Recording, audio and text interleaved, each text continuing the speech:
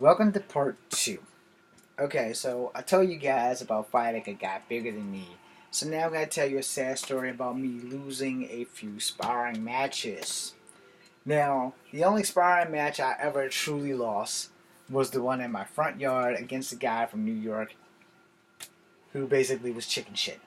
Alright, wherever he is now, I'm over it. Doesn't matter because he was a coward and he never came back to fight me. Because we had a funeral, we had a discussion, and he didn't show up. But let's go to where he beat my ass. Let's go right on over to where he beat my ass. Alright, so months before my cousin passed away, I had some family issues. I'm not going to deny that I am the bad guy. Understand this. But I'm the bad guy with honor. You know, like Vegeta. I'm the bad guy with honor. And there's a time and a place to cut on your badness, and there's a time and a place to use manners. I'm the bad guy with manners. Or as people like to say, because I got this from Supernatural and I'm sad that the show is coming to an end, but this is where I got it from, so I got to give credit where credit is due. I'm the bad guy playing the good guy playing the bad guy. Pretty much the story of my life right there. So, I got some family members that do some shady shit, and I've always been the guy who's always tried to go get a job and bust my ass versus doing the hustling thing like drugs and all this other shit. And I've been away from stuff like that because I've seen really bad shit happen to people who do drugs. I've seen people die.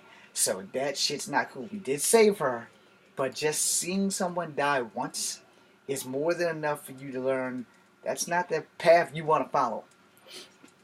So, I was in my late 20s, I think. I was in my late 20s. I'm pretty sure I might have been in my late or middle 20s. I don't want to lie to you. I'm not going to swear to it, but I know that I was in my 20s. So my cousins and them always like to pick. And I said, it's funny how y'all can open up your mouth. Let's go fight this shit out. Nah, man, we ain't fucking with you like that. And by the way, one of those cousins that I'm speaking of pulled the gun on me twice in the basement for power bombing his nephew. And when he pulled the gun, do not do this. Please don't do this. I've been through a lot of shit, and I suffer from depression, but before I went through the army, it got worse with my depression. I've been through some lot of shit. So, this cousin, God rest his soul, he pulled a 357 Magnum on me because I powerbombed my younger brother and his nephew because they were both bigger than me and told me that it couldn't be done. Henceforth, size does not matter. Willpower alone can get you through a lot of shit. And sometimes dynamite comes in small packages, which is something a lot of people don't understand. I have a philosophy in life. David killed Goliath with one blow. I'm not the guy you want to fuck with because you can go out the same way. So, they pulled a 357 Magnum, and he said he'd shoot me. And at that point in my life, I was going through some really, really bad shit. So I walked over to him. I put the barrel to my head and said, fire. I said, go ahead, dude. I ain't got nothing to lose. I said, but you gonna know one thing that's a factor for sure. You couldn't whoop my ass. You had to shoot me. You had to take the bitch way out. So he cocked the button and closed it back and went on up the week. A week later, I love you, Kane. So, my brother and my cousin came downstairs and started talking shit while I was working out. And I told them, leave me alone before I tombstone powerbomb their ass. You can't tombstone powerbomb me. Sometimes you gotta learn the hard way. Not only did I tombstone powerbomb my brother, I meant power driver, not powerbomb. Sorry, got them confused. So I tombstone power drove my brother, and I tombstone power drove my cousin, which was the nephew of the cousin who tried to shoot me the week before with a 357. So they both start whining and crying, and they run up the street. And my cousin runs back down the street with the most powerful handgun in America called 44 Magnum. Cocks the damn hammer back and says, I will shoot you. So deja vu. I walked right over to that bro. I said, you didn't do it the last time. Maybe you won't make the mistake of not doing it this time.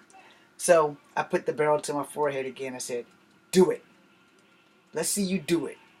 Because I know and you know that if you don't do it, you won't walk up out this motherfucker thinking that you can whoop my ass. You know you can't beat my ass. I don't know why you pretend like you can, because it's not where you from, it's what you can do. Which means that specific individual was from New York. Yes, I have family in New York. And God rest his soul. I do not sugarcoat shit. When you do something evil, you have to own it. So, I told him, pull the fucking trigger, dude. Show me what you got. Because I know and you know. While you up in New York doing gun gang shit, I've been home in these bitches right here. And these bitches right here. So, what you gonna do? Pull the trigger or shut the fuck up? Put the hammer back. Went on about his business. We never had any more problems after that. My younger brother and my cousin never really said too much more to me about that. So they ain't bothering me no more. Now, not too long before that incident, my younger brother and I had a wrestling match, and he went for the femur and found himself in a sit-down powerbomb. Because sometimes you have to teach kids the hard way that you were not invincible. And at the time, like I said, I was going through so much shit, I didn't give a flying fuck if I lived or died. Some days I still don't. So let's get to the point of the video. My cousins went and got a martial art ringer from the state of New York. So we had a sparring match, and I lost. And here's how I lost. We had 3 rules. Controlled environment, people. Controlled environment. Remember that. We had 3 rules. 3 takedowns, fight's over. You lose. So he got me with the same shit twice. The first time and the second time. And I mean, it happened real quick. And I had to snap out of it real fucking quick. So he did a bump fake and a spinning back kick. And the spinning back kick sent me forward, and then he tripped me and I went down. And then he did that same exact move one more time. And I said, oh hell no, this motherfucker can't do this shit a third time, because then the fight's over and I wouldn't even have got to show off my shit. So then he tried that shit again, and I sidestepped it, blocked it, and clipped him. And when I clipped him, I gave him a rear hand to the chest, he went down. So then he did something else, and I did something totally different, and took him down again. So now it's 2-2. Now we're down for the last fight, and everybody in my family's cheering this fucker on. They're not cheering for me. They wanted him to bring me down a peg because none of them could whoop my ass. This guy couldn't whoop my ass, but that does not change the fact that he could get lucky. He knew that he had to take me down to impress all those bitches in my family that were against me. And by bitches, they were all dudes and my mom, who was also cheering this fucker on. So, he took me down. We shook hands. It was done. But he didn't have anything left, because he was a cigarette smoker. And I said, double or nothing. He said, nah, man, nah, I beat you. Nah, man, nah, I beat you. I said, what, you can't go another round? Double or nothing. Man, you know I smoke cigarettes. That ain't my problem. You're a martial artist. You shouldn't be smoking cigarettes. You are the last person in a group of people who smoke weed should be smoking cigarettes. Or weed. But if that's what you want to do, let's go another round. He would not give me another round. But what he did was, he woke up a sleeping dragon. I never ever lost a sparring match in my life, like a real one, before that one. Now, I've had some ties, and I've shocked some people, because I used to spar in school until Mr. Leatherwood put a stop to that shit. But, it was school. We didn't have anything to do outside the... After we ate, we got like 45 minutes for lunch in high school. Well, we did anyway. So, I sprung off the wall, did some shit, and I shocked the shit out of a black belt. I've beaten a lot of black belts. Specifically sparring, because I would show them shit that they could never do. Shit that you see in the comic book, I pulled that shit off. Anyway, so this guy would be at our house every day. Every fucking day. And we were about the same size. He had me by maybe 15 pounds.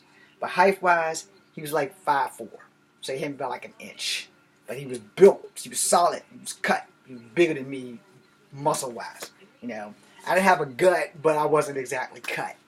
Because I had been out of shape. Because I was working 4 jobs, not sleeping, and going to school at the same time. So, I'm not using any of that as an excuse. I fucking straight lost. But, there was a fire burning in me, and I had to fight this guy again. I had to. Because I wasn't going to be satisfied until I did get to fight him again. So, for a whole week, I hounded this motherfucker. And I even threw male pride out there. I said, man, you beat me before. You shouldn't have a problem beating me again. It should be easy peasy for you to whoop my ass. But see, he didn't want to spar without an audience. I said, well, if you lose, I ain't gonna tell nobody. Yeah, I don't care. I just want to have at it, you know. So, 7 days, I chased this dude. I went to work. I went to school. I took a nap and went to my third job.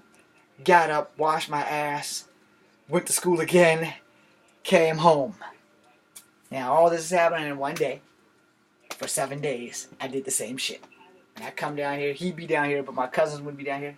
He wanted to go play basketball, but he didn't want to spar. I said, come on, man, let's spar, let's do this shit, let's go. You know, I'm jazzed up now. You done whooped my ass, you done woke up a sleeping dragon, and I'm ready to fight. Technically, I'm an ox, because I was born a year of the ox. But this guy would not fight me. He would not spar with me for shit. I said, you can put any rules you want. I'll tie my hands. I'll do whatever you need me to do this shit. And he just would not fight me. He would not fight me. He had no honor, and he would not fight me. No. And maybe you would say that I don't have honor. But, you know, if I won an sparring match with someone, I would definitely give them a chance to redeem themselves. And if I won the second time, it's done. No, but nah, he would not give me the time of day.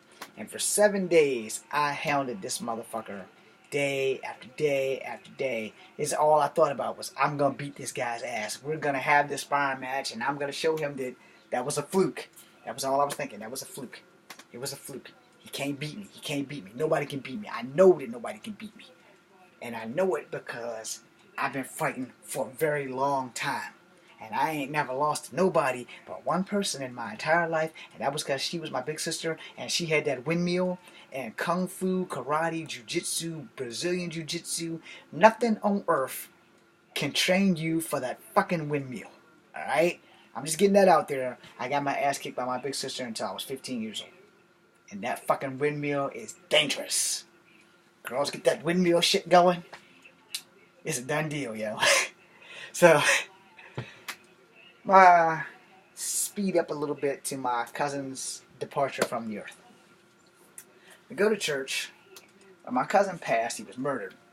And everybody who's normally hanging with him had been flashing me guns and talking about how they were going to shoot me and beat my ass this and beat my ass that, which was the whole point of them going to get the guy in the first place because they couldn't beat my ass and they fucking knew it. And they decided, we'll fuck you up. We'll shoot you. So one night they decided, my cousin hadn't been in the ground. Nah, I'm jumping ahead, excuse me. Let me rewind. So at the funeral, this asshole who would inspire me started talking shit at the funeral, in the church, cussing me out in the church, eating our food and cussing me out in the church. He's not cussing out the people who had guns. It's always doing this number. So they black, you know. It's over here. Hey, Jay. Hey, Jay. Hey, Jay. Always pulling a gun out on somebody. But the night that they needed their weapons, no one had one, which cost my family member his life. So, you're looking at that, and then I got this guy who wasn't there who's bitching at me because I was at work when this shit went down. Because I was working, I think I was working at Burger King for like the second time. I was working somewhere. Like I said, I was working 3 jobs. At this time, I couldn't tell you where I was working, but I know that I had 3 jobs. And this asshole is chewing me out left and right, talking about how come I wasn't there. And I said, well, if I was there, there'd have been 2 dead bodies, because he wouldn't have died by himself. No. But all these badasses in the church, for all these weapons and shit, you ain't saying shit to none of them, and they were there. I was at work trying to be a positive black person, where these motherfuckers ain't never doing nothing with their life but causing people problems and thugging out. And you want to jump down my shit? You want to jump down my shit? He said, man, I will fuck you up. I said, yeah. You wouldn't fight me the last time when I chased you for 7 damn days. Man, that ain't nothing. I said, alright, well, how about you bring your ass to my house so we can go full circle, and this time, for real. No rules. Let's do this shit. I'm not going to fight you in church. God forgive me for cussing. But this asshole wants a fight, I'm going to give it to him. So I got one of those chairs that you see on wrestling that Stone Cold used to hit people in the back. Came home, put the chair out, changed my clothes, got in my little nylon fighting parachute pants, got on a t-shirt, I don't remember what color it was, but I got on a t-shirt, the pants were dark blue, got ready, sat down in that chair, reboot had just went off, and I'm sitting there. It's 5:30, nothing. 6:30, nothing. 7:30, the sun done went down, nothing. 8:30, crickets start chirping, nothing. 9:30, nothing. 10:30, nothing. 11:30 p.m., pitch black outside. All you got is street lights, moonlights, and crickets. The guys that normally cause problems pull up. And you know me, I'm angry. I've been waiting for this motherfucker, so now I'm even more angry. So I walk up to them. Where y'all kung fu kicking motherfucking buddy at? Oh, he left right behind you. We thought he was coming over here to fight. I was like, well, you want to tell us where he at? Because he ain't been here. I've been sitting in this chair since 5:30. And then somebody else said, nah, he went straight back to New York after you left. I said, oh. So this big badass motherfucker talked all that shit in church and decided he was going to go back to New York after telling me that I won't shit. Gonna fight me at the church over my cousin's death when he ain't say nothing to the people who were there when my cousin was getting killed. But he wants to say something to me, and then he wants to get in his little car and drive back up to New York. Which goes back to, it's not where you from, it's what the fuck you can do. Size matters in a fight, but skills matter more. You can be the biggest jerk or the biggest nice guy in a fight. You can have all the strength in the world, but if you don't know how to use it, it's useless. I learned this shit time and time again. Because everyone that I have ever fought has never been smaller than me. So size does matter. I want to make this before I started going into things like this in videos, because a lot of people don't seem to understand. I didn't just take one martial art. Alright? I took as many as I could find. As many as I could allow to get, I took them. So, the first 3 years of my martial art career in life, I was taking martial arts for free. I took a freestyle karate. There was no katas, there was no forms, there was no weapons, there was straight, this is where you hit, this is how you kick, this is where you kick. This is where you punch, this is how you punch, this is what you need to do. Along the line, I met Master Jim Ennis. I started taking Taekwondo. One of my sister's boyfriends did Kung Fu. He started teaching me Kung Fu. One of my friend's mother's girlfriends learned Kempo, so he took me in and taught me free Kempo, which is how I learned about pressure points. When I was 16 years old, I was working at Kegler's and I was taught how to fight by a Green Beret. So I'm pretty sure I can handle myself regardless of the situation. I've walked down the barrel of a gun not too long after learning that. No, I'm not afraid of death. I don't recommend anyone going towards someone and putting the barrel to their head and telling them to shoot. Clearly there was something mentally wrong with me. There still is. I still suffer from depression. But I've had a really rough life. So this is why size is not important in a fight. Skill level is. You can be the biggest guy, and you can have strength. And power perceived is power achieved, but only if you know how to use the power that you have achieved. If you don't know how to control your punch, if you don't know how to put that thing out there just right, you're going to wind up getting hurt. It's just that simple. And the bigger you are, the harder I get to hit you. Because you're not going to be showing me any mercy. You're not going to be giving in. You might tap me out a little bit, like boxing, they teach you. Tap them out, feel them out. See what their power level is. Put a little pepper behind it each time until you get into where you can hit them in the bread basket, or you can hit them with a Sleepy Floyd. Glass jaw goes down. 9 times out of 10, in a fight, you don't know how tough you are until you get hit. Period. Or as they like to say in wrestling, everybody has a plan until they get hit in the mouth. And then you realize this shit is serious. So I'm going to stop here and make a third part to this intro. And then I'm going to call it a night, because I know I done gave y'all 20 more minutes of your life that you can't get back.